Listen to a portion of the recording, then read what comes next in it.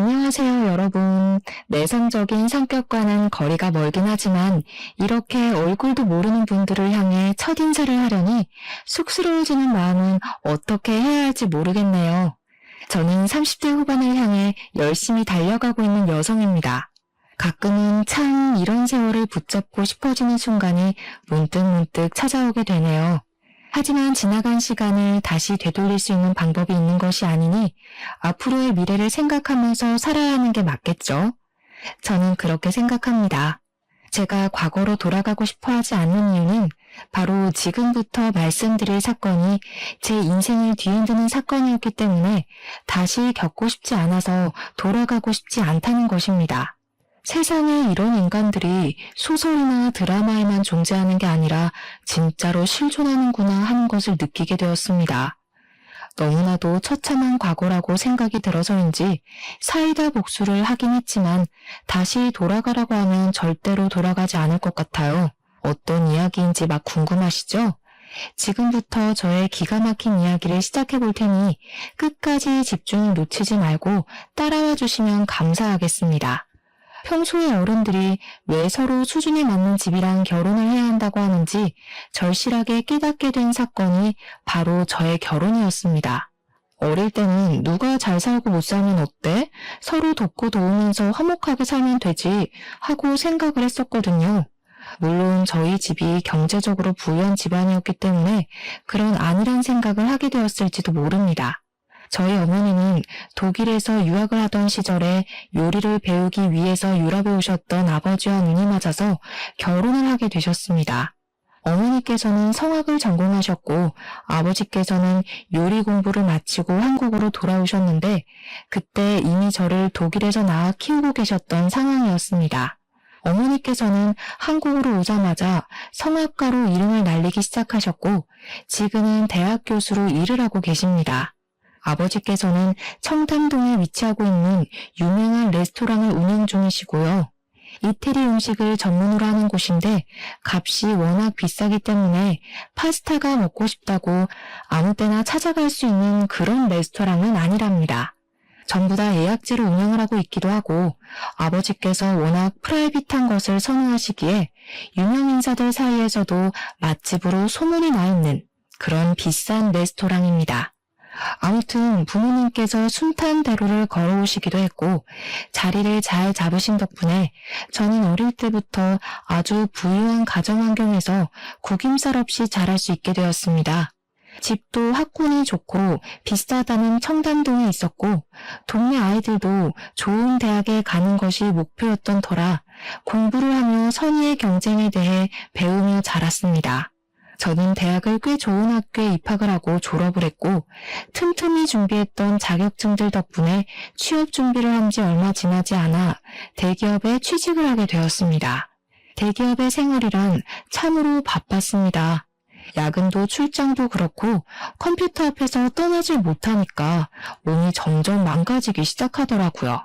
제가 또 운동하는 걸 별로 좋아하지 않아서 몸을 방치하다 보니까 20대 때에는 괜찮았는데 30대 중반에 들어서면서부터 몸이 힘들다는 게 절절하게 느껴졌습니다.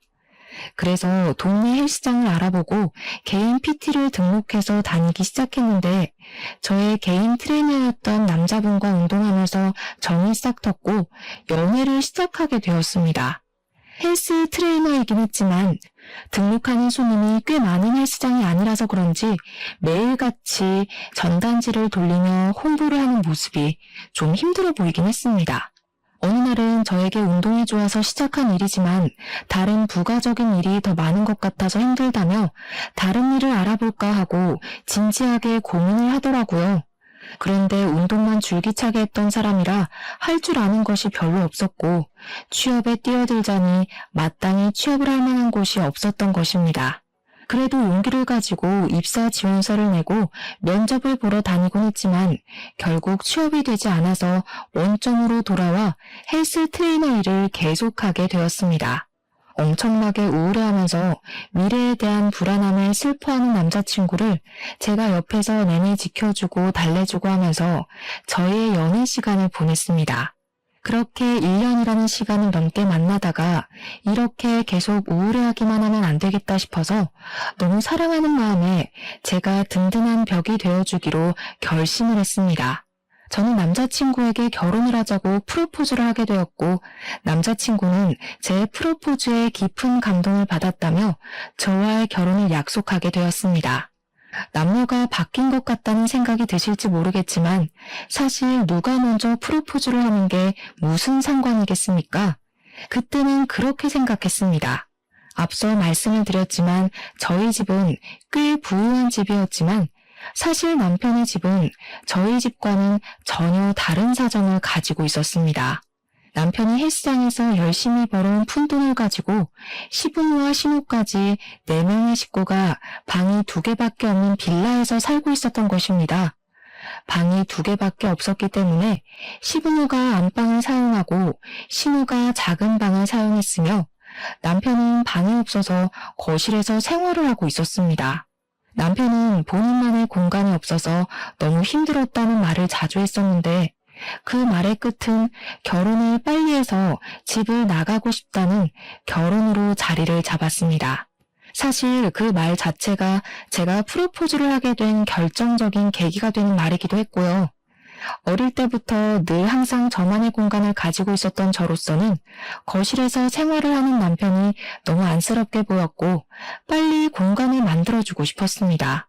프로포즈까지 한 마당에 양가에 인사를 드리러 가게 되었는데 저희 집에서 남편의 직업이 헬스 트레이너라는 사실을 알고는 탐탁지 않아 하셨습니다.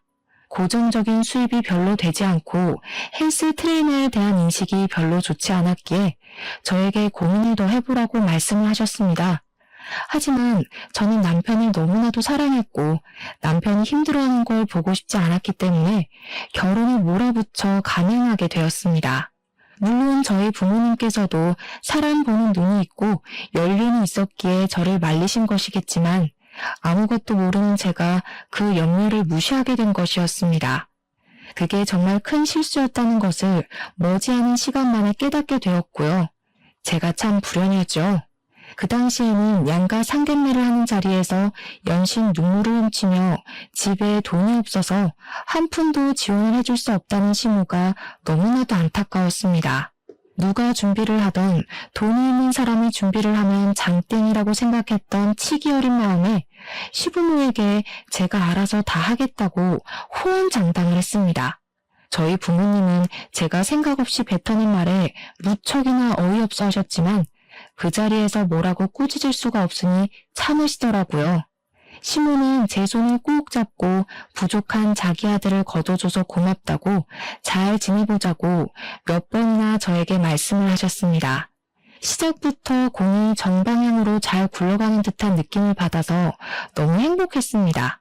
신우도 저에게 언니가 생긴 기분이라 좋다고 해맑게 웃으면서 말을 하는데 이게 바로 결혼이고 가정과의 화합이구나 하는 생각이 절로 들었습니다.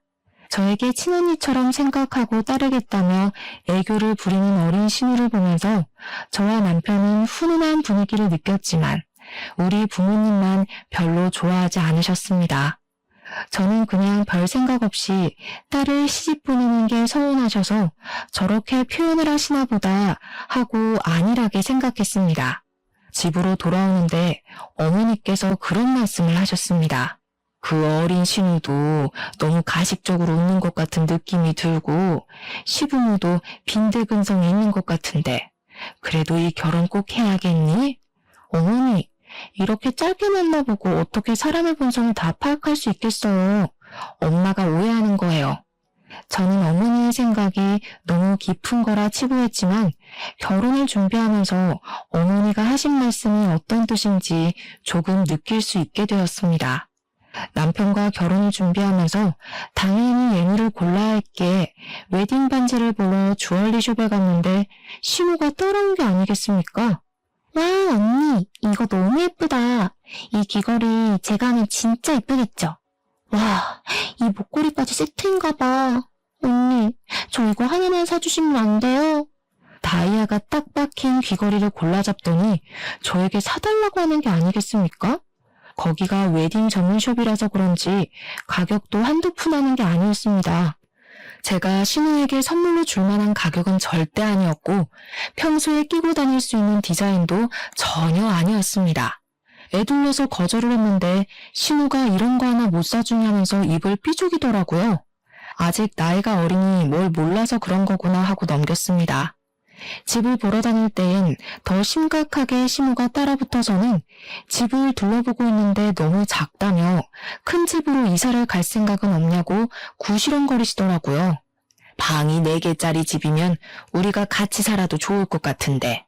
아니 신혼집을 보고 있는데 다짜고짜 합가 이야기를 꺼내니 저도 당황스러웠지만 부동산 직원분이 더 당황하셔서 제 눈치를 보기 시작하셨습니다. 신우는 눈치도 없는 건지 일부러 그러는 건지 선심을 쓰듯이 안방은 너네가 쓰고 작은 방은 우리가 쓰고 하면서 은근히 합가 이야기를 꺼내더라고요. 저는 당연히 신혼생활에 대한 환상도 있었고 남편이 집을 떠나고 싶어 했다는 것을 잘 알고 있었으니 딱 잘라서 거절의 의사를 비췄습니다. 어머님, 저희도 신혼인데 부부간에 화합을 해야 하고 합가는 조금 아닌 것 같습니다. 어이구, 나는 너를 딸처럼 생각하기로 했는데 너는 아니구나. 내가 불편하니? 이제 한 가족인데 너무 서운하게 딱 자르는구나. 저는 한숨이 절로 나왔습니다. 가끔은 저를 낳아주신 부모님과 사는 것이 벅차게 느껴질 때도 있는데 남이나 다름없는 시모랑 어떻게 같이 살겠습니까? 옆에서 줄기차게 구시렁거리는 시모의 말을 무시하고 집을 구하는데 한 푼도 보태줄 수 없다는 시댁의 말에 따라 집도 제 명의로 제 돈으로 구했습니다. 제가 또 나름 대기업을 종사하게 된 지 10년 차가 된지라 모은 돈이 꽤 많이 있었거든요. 물론 남편에게는 대출을 받았다고 거짓말을 했고요. 그게 저희 부모님께서 돈을 지원해 주시는 조건이기도 했습니다. 처음부터 돈이 있다는 사실을 밝히는 것은 서로에게 좋지 않게 작용을 할 것 같으니 최대한 대출을 얻은 집이라고 말을 하길 원하셨습니다.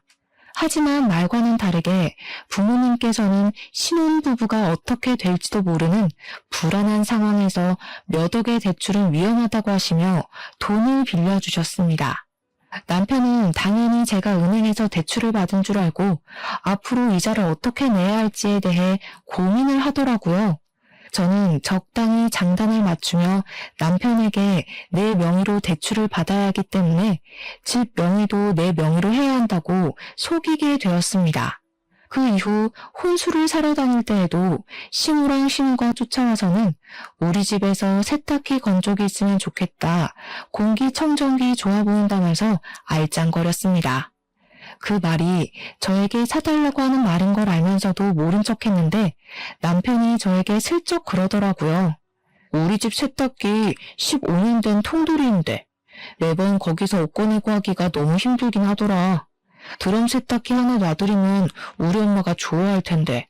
그러면서 제 눈치를 은근히 살피는데 이 남자가 염치가 없다는 생각보다는 귀엽다는 생각이 먼저 들 만큼 제가 남편에게 푹 빠져 있었습니다. 거기다가 직원이 저에게 2개씩 사면 할인을 더 넣어주겠다고 살랑거리는 바람에 시댁에도 세탁기와 건조기를 선물로 놔드리게 되었습니다. 제가 카드로 결제를 하는 걸 보더니 좋아서 어쩔 줄 몰라 하시는데 괜히 제 기분도 좋아지더라고요. 결혼식 전날까지도 사실 저희 부모님은 지금이라도 늦지 않았으니까 결혼을 미루고 싶으면 당장 이야기를 하라고 은근히 저에게 말씀을 하셨습니다. 하지만 결혼식 전날 파투를 낼 신부가 몇이나 되겠습니까?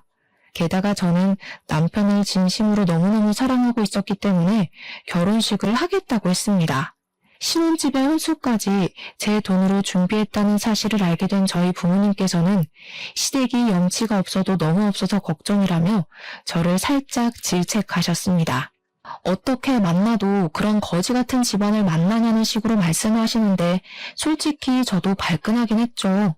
그런데 시댁에서 정말 돈 500만 원이 없다면서 가구나 가전을 하나도 선물을 해주시지 않았기에 제가 부모님께 할 말이 딱히 없었습니다. 그래도 제 가족이 될 사람들이었기에 저는 그때도 시댁의 편을 들었습니다. 누구나 저희 집안처럼 부유하게 살진 못한다고 말입니다. 물론 제가 세탁기와 건조기를 선물해드렸다는 사실은 비밀로 해야 했습니다.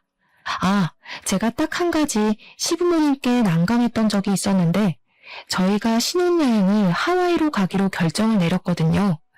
그런데 시부모님이 해외여행을 한 번도 가본 적이 없다며 하와이를 같이 가고 싶다고 신혼여행을 따라가겠다고 하시는 거 아니겠습니까? 돈이 한 푼 없어서 저희에게 방향제 하나 선물해 주시지 못한 분들이 무슨 돈이 있어서 하와이를 가고 싶다고 하시는 건지 제가 이건 아니다 싶어서 나중에 같이 해외여행을 가자고 신혼여행인데 부부 둘이서만 가고 싶다고 말을 하니까 삐지시더라고요. 나는 살면서 비행기를 한 번도 타본 적이 없어서 해외여행 가보는 게 소원이었다. 아들 부부 갈 때 따라가야 좋은 거 많이 보지 않겠니? 너네만 좋은 거 구경하겠다면서 은근히 비꼬시는데 저는 제가 이걸 왜 고개 숙여가면서 시부모를 설득해야 하는지 이해가 가질 않았습니다. 남편이 나서서 나중에 같이 가면 되지 해외여행 갈 일이 한 번도 없겠냐고 달래고 달래서야 겨우 일단락이 됐습니다. 결혼식을 마치고 신혼여행도 잘 다녀온 뒤에 시댁 친정에 인사를 드리러 갔는데 제가 사온 물건을 보더니 신우가 인상을 쓰는 게 아니겠습니까? 언니 대기업에 다닌다면서 선물이 고작 이게 뭐예요? 화장품? 이런 거 말고 나 명품백이나 하나 사주지. 화장품이랑 가방이랑 가격이 같았으면 명품백으로 사드렸겠죠. 신우, 나중에 가방은 신우가 돈 모아서 사요. 우리 애가 돈 모아서 그런 사치품을 사겠니? 누가 선물을 해줘야 쓰는 거지. 경제적인 차이가 나니까 있는 사람이 없는 사람을 위해 써야 하는 거 몰라? 다음에 해외여행을 갈 때엔 내 선물도 비싼 양주로 사오고 우리 딸 들고 다닐 그 명품백인지 뭔지도 하나 사와라. 그래, 우리처럼 이렇게 바라는 바가 확실한 사람이 편하다는 건 살면서 깨닫게 될 거다. 시댁이랑 등져서 좋은 게 뭐가 있니? 이런 말을 면전에서 들었다고 생각해보세요. 제가 진짜 어이가 없어서 할 말을 잃고 가만히 있었습니다. 그랬더니 남편이 옆에서 실실 웃으면서 다음에 해외에 갈 때는 같이 가서 고르자고 자기 취향으로 고르는 게 좋지 않겠냐고 말을 하더라고요. 아니 누구 마음대로 다음에 해외 갈 때 같이 간답니까? 남편이 처음으로 7푼이 8푼으로 보였습니다. 아무튼 신혼생활은 둘이 있을 때는 나름 꿀을 바른 듯 달달했고 시댁 식구가 껴있을 때는 시궁창도 이런 시궁창이 따로 없겠다 싶을 정도로 악몽 같았습니다.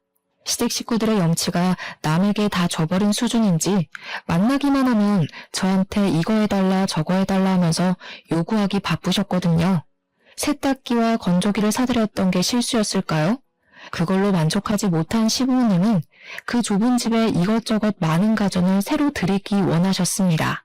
요즘 설거지만 하면 어깨가 결리고 팔이 아파서 도무지 집안일을 할 수가 없다.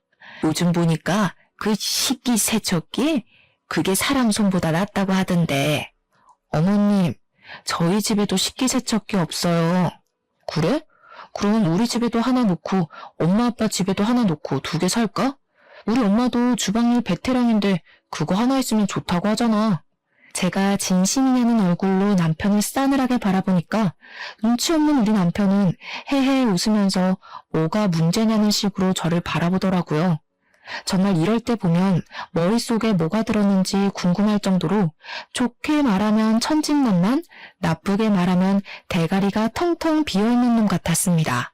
남편이 한 달에 벌어오는 돈이라고 해봐야 끼케야 250만 원이 안 되거든요. 그것도 고객 유치가 되어야지만 받을 수 있는 돈이었고요. 제가 버는 돈은 400만 원 가까이 되는 돈이었고요. 남편이 고객 유치가 안 되는 달에는 한 달에 180만 원을 겨우 벌까 말까 했어요. 기본급 자체가 애매하다고 생각해야 할 정도였고 영업을 열심히 해야지만 돈을 벌 수 있는 구조였기 때문에 돈이 늘 부족했습니다. 그런데 우리 남편은 저와 결혼을 한 이후에 시댁 살림에 신경을 안 써서 그런 건지 뭔지 쓰는 돈이 점점 늘어나고 있었습니다. 헬스 트레이너들은 유행에 민감해야 한다고 하면서 옷을 어찌나 사입어대는지 집에 택도 안 뜯은 옷들이 수두룩할 정도였습니다. 거기다가 요즘의 영업을 전부 SNS를 통해서 하는 거라며 하루 종일 손에서 휴대폰을 놓지 않고 생활을 하니 얼마나 꼴보기가 싫겠습니까? 하지만 저는 남편을 진심으로 사랑했고 모든 허물을 감싸줄 수 있다고 믿고 있었기 때문에 남편이 하는 행동에 불만을 가지지 않으려고 백방으로 노력을 했습니다. 하지만 그런 마음이 먹기와는 반대로 시댁에서의 염치 없는 행동은 날이 가면 갈수록 도를 지나치고 있었습니다. 어느 날 우리 아버지께서 저에게 전화를 하셔서 너무 오랜만이라 반갑게 받았더니 시작부터 황당함을 감추지 않으시고 말을 하시더라고요.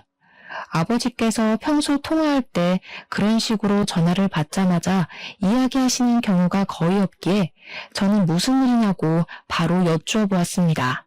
어제 사돈 어른들이 우리 식당에 찾아와서는 예약도 없이 다짜고짜 식사를 하겠다고 하시는 게 아니겠냐. 거기다가 무슨 친척분들을 죄에다 끌고 밥을 달라고 소리를 치는 것도 모자라 내가 평소에 행사 때에만 열어두는 룸에다가 10대 명의 손님들을 모시게 됐지. 사돈 어른들이 코스 요리를 싹 시키시길래 웬일인가 했더니 글쎄 돈도 안 내고 잘 먹었다고 인사만 하고 쏙 사라지는 게 아니겠냐. 내가 황당해서 원. 그렇다고 우리 딸 시집살이 당할까 무서워서 돈 내라고 소리도 못 지르고 된통 당했다. 친척분들까지 싹 끌고 가서는 무전 취식을 했다는 말에 제 얼굴이 다 화끈해지고 있었습니다. 제가 너무 놀라서 시댁에 전화를 하겠다고 하고 아버지와의 통화를 마무리하고는 바로 시모에게 전화를 걸어서 어제 있었던 일에 대해 여쭈어 보았습니다. 정말 친척분들을 죄다 끌고 가서 공짜로 코스 요리를 먹고 온 것이 맞는지 재차 확인을 하는데 시모가 저에게 버럭하시면서 말을 하시더라고요. 그런 걸로 치사하게 돈 내라고 하시든 가족끼리 정도 없이 그거 재료값 얼마나 한다고 돈을 내라고 그러냐? 내가 재료값 드린다고 해. 어머님, 재료값 때문에 이러는 게 아니라는 거 아시잖아요. 저희 아버지께 미리 말을 해주신 것도 아니고 다음부터는 이러지 마세요. 가족 좋다는 게 뭐냐. 이런 일이 있을 때마다 어깨도 살려주시고 하는 거지. 딸 좋다는 거 다 뻥이네 뻥이야. 저희 아버지를 갑자기 거짓말쟁이로 치부하는 것도 어이가 없고 저도 어설프게 대꾸를 했다가는 이런 일이 반복될 것 같아서 세게 말을 했습니다. 어머님, 저희 아버지 식당 정말 고급 식당이라 예약 없이는 갈 수도 없어요. 그런데 시부모님 오셨다고 일부러 열지 않는 문까지 열어주신 거라고요. 그 정도로 대접을 받으셨다면 고맙다고 생각을 하셔야지. 지금 저한테 이렇게 뻔뻔하게 나오시면 안 되죠. 뭐야? 뻔뻔? 우리가 남도 아니고 특별한 손님인데 시댁 무서운 줄도 모르고 그런 소리를 해? 이런 식으로 나오는 건 아니라고 생각한다. 끊자. 시모는 답이 정해진 사람인 것 마냥 애처럼 굴었고 저는 시모를 설득하는 일을 포기하게 되었습니다. 저희 어머니께서는 성악을 전공하신 뒤 성악가로 이름을 알리시다가 지금은 대학 교수로 일을 하고 계시는데 몇 년에 한 번씩 독창회 공연을 올리시곤 하십니다. 후배들을 데리고 양성을 하신다는 명목으로 자선 공연처럼 하시는 건데 이번에도 공연을 하신다고 하시며 저에게 초대장을 줄 테니 보러 오라고 하셨습니다. 평소에 어머니께서 노래를 부르는 모습을 가장 좋아했던 저로서는 몇 년에 한 번씩 오는 이 공연이 무척이나 기대되는 공연이었습니다. 제가 남편에게 같이 가자고 말을 했더니 남편이 시댁에 가서 자랑하듯이 우리 어머니께서 하시는 공연을 설명하고 온 것입니다. 그러니 신우가 갑자기 자기도 평소에 그런 클래식한 공연을 보는 게 소원이었다면서 친구들을 데리고 가도 되겠냐고 물어보더라고요. 우리 신우가 아이돌 좋아하는 건 알았지만 클래식에도 관심 있는 건 전혀 몰랐던 터라 우아했긴 했지만 경험이라는 것은 중요하니 알겠다고 했습니다.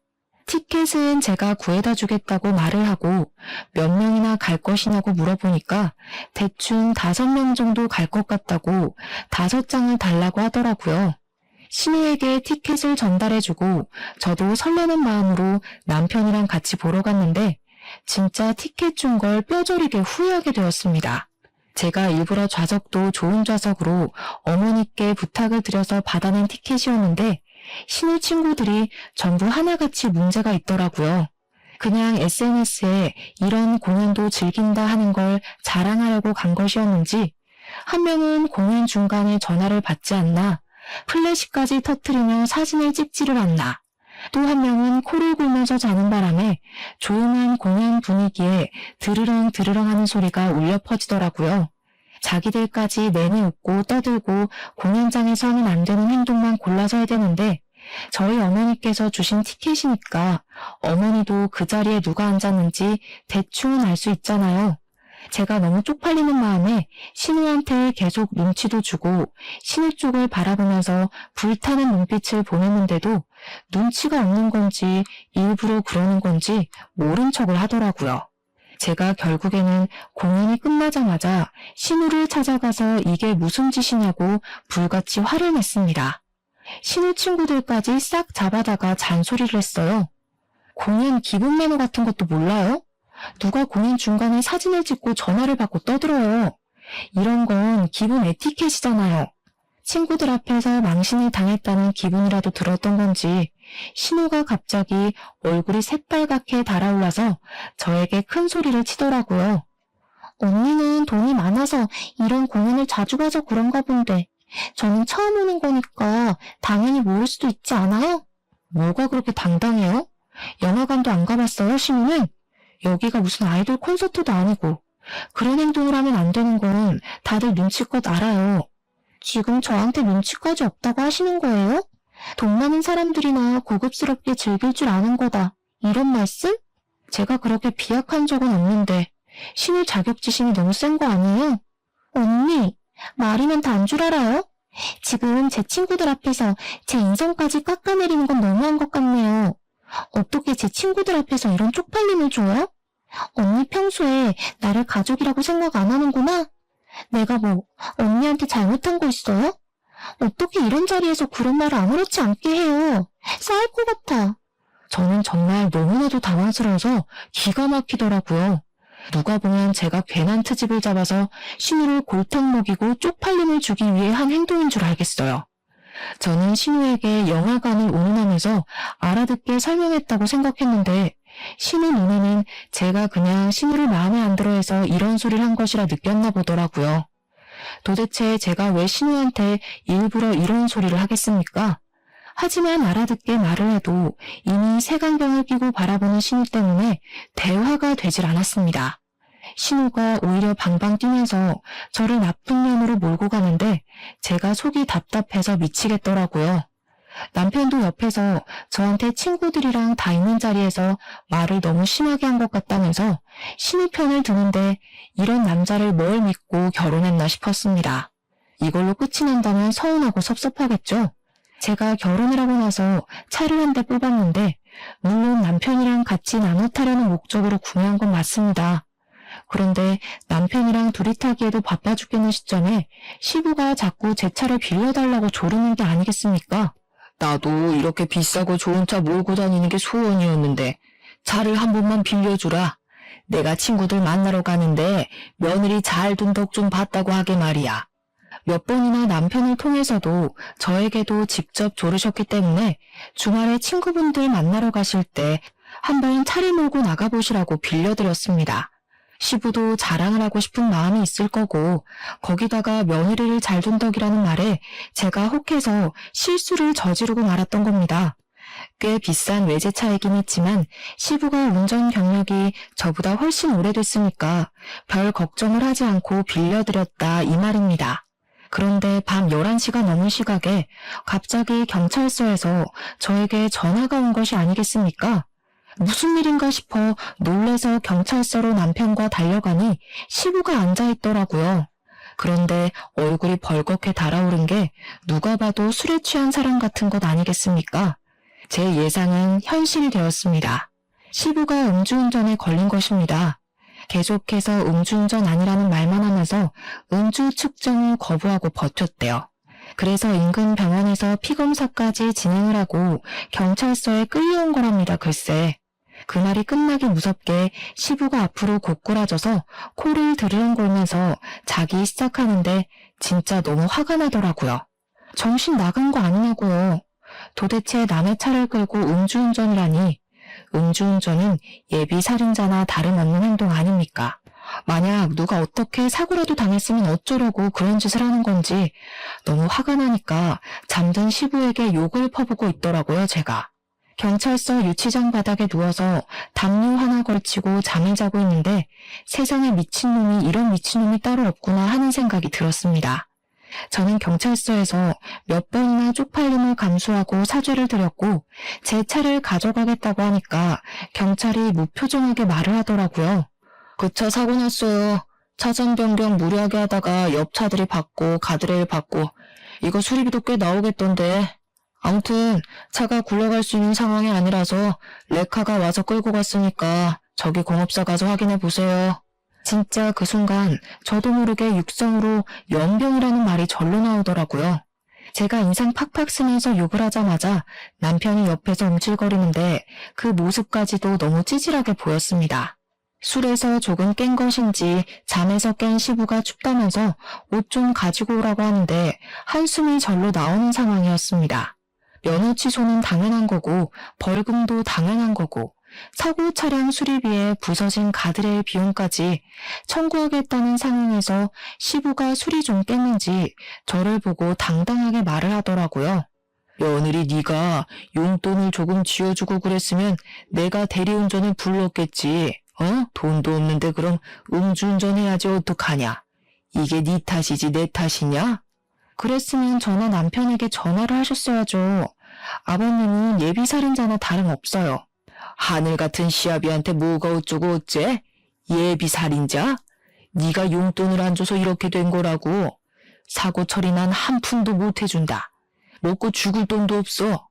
네가 알아서 다 하고 네 차니까 네가 수리하고 난 모른다 몰라. 그때 진짜 소위 말하는 야마가 돈다는 기분이 확 느껴지면서 남편이 싫다기보다는 더 이상 이런 시댁을 지켜보며 살 수 없을 거라는 생각이 들었습니다. 물론 이럴 때일수록 움츠러들고 아무런 의견도 말 못하는 남편에게도 정이 떨어지긴 했습니다.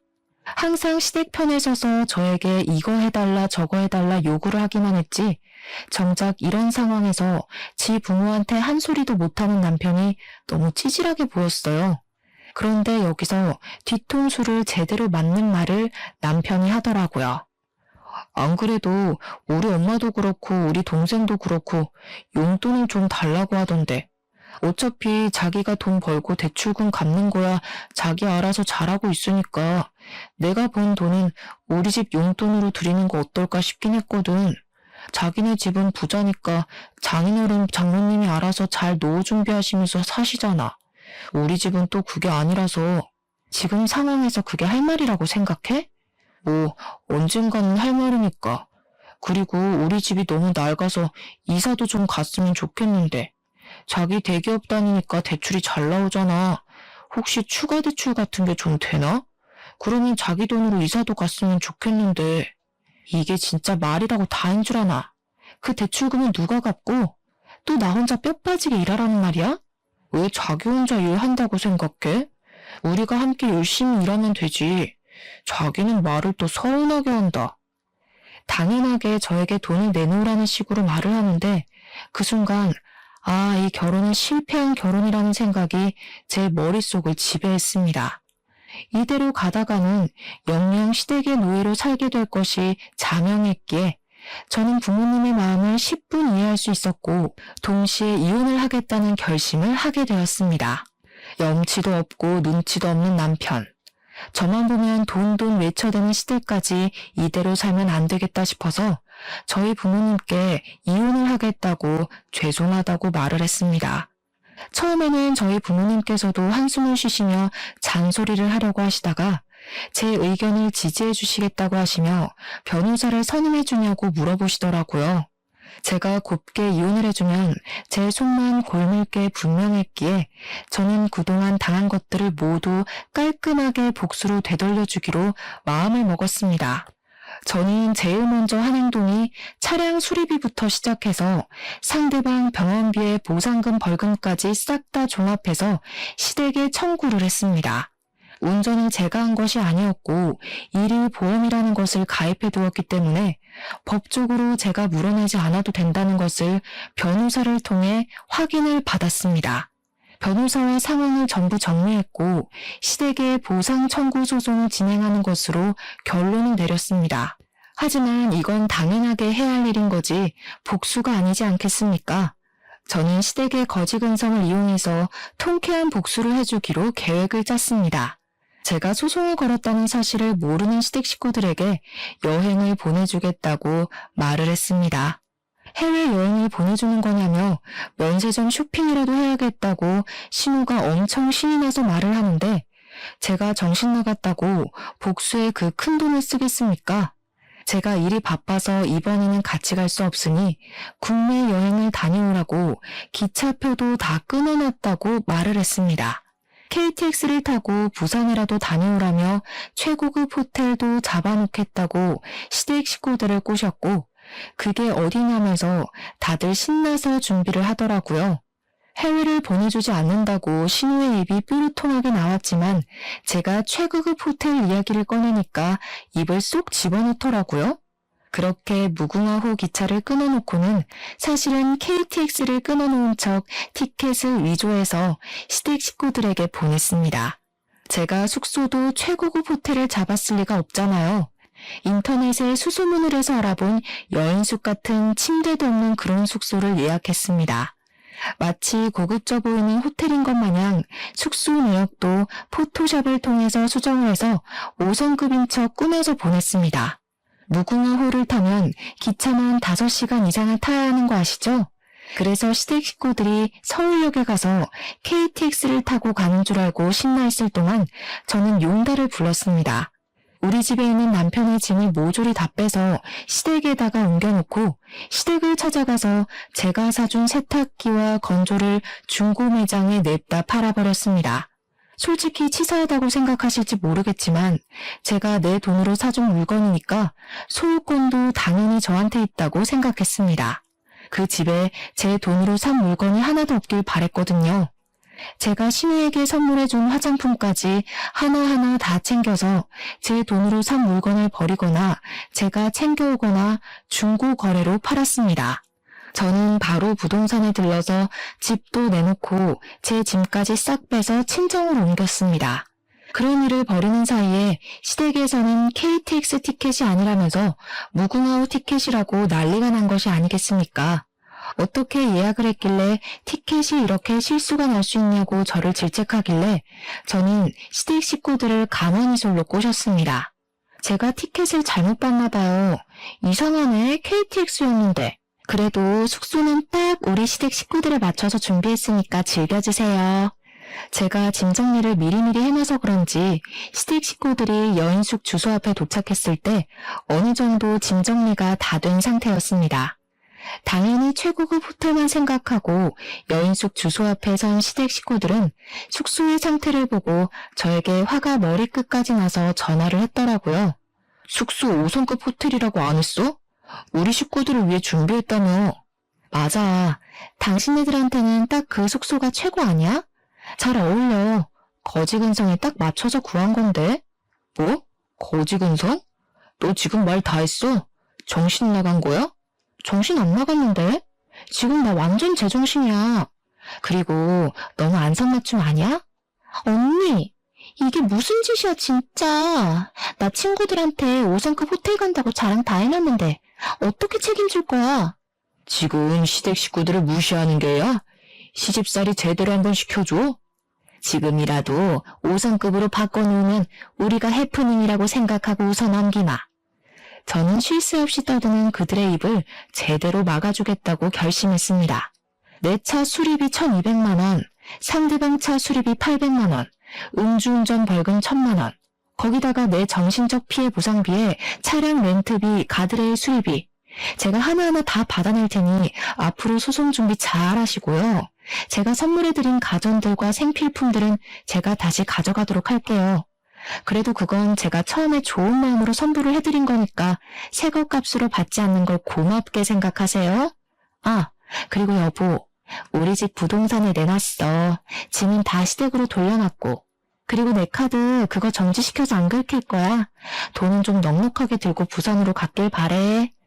쉬지 않고 와다 쏟아내니 시댁 식구들이 입을 싹 다물더라고요. 남편만 분한지 야야 하면서 저를 불러대는데 마지막 쐐기를 박았습니다. 아마 지금 집에 가면 이혼 소송장이 도착해 있을 거야.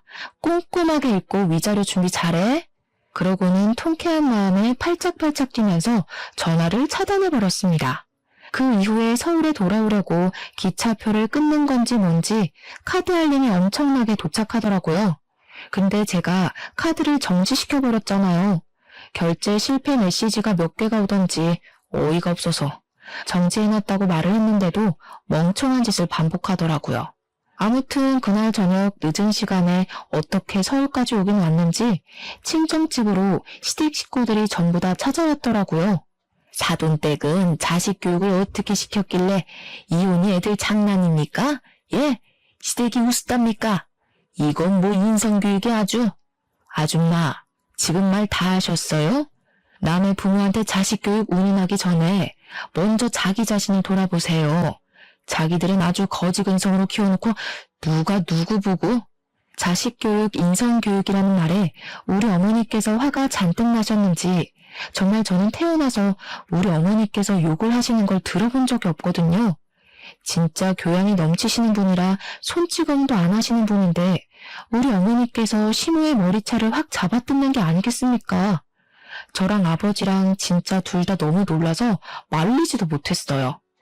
시모는 머리채가 잡혀서 이리저리 끌려다니다가 결국 바닥에 내동댕이 쳐졌습니다. 이 정신 나간 년이 지금 뭘 하는 거야? 누가 누구 보고 인성교육을 가지고 난리야? 이 쓰레기 같은 집안.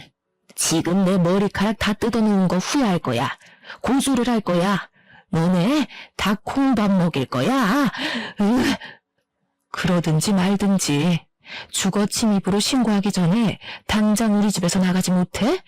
내가 걸어둔 소송 준비나 잘해. 끽해봐야 머리카락 뜯긴 걸로 무슨. 그 뒤로 이혼 소송은 당연히 급물살을 타고 진행이 되었고 남편 측은 제가 걸어놓은 손해배상 청구 소송 때문에 정신을 놓게 되었습니다.